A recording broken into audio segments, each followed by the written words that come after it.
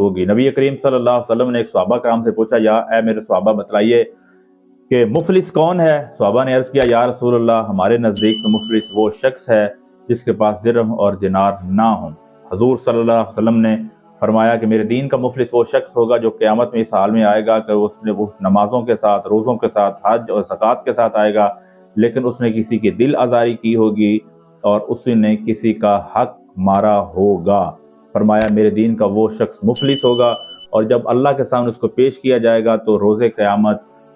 لوگ شکایت لے کر اللہ کے سامنے پیش ہوں گے کہ اے میرے رب، اس شخص نے دنیا میں میری دل آزاری کی تھی اور دنیا میں ہمارا حق طلب کیا تھا۔ اس کے پاس اس وقت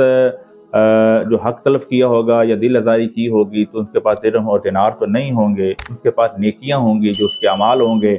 تو اللہ سبحانہ و تعالیٰ کہیں گے کہ اس شخص کی نیکیاں ہیں وہ ان لوگوں کو پلڑے میں ڈالتے چلے جاؤ جو لوگ شکایت کر رہے ہیں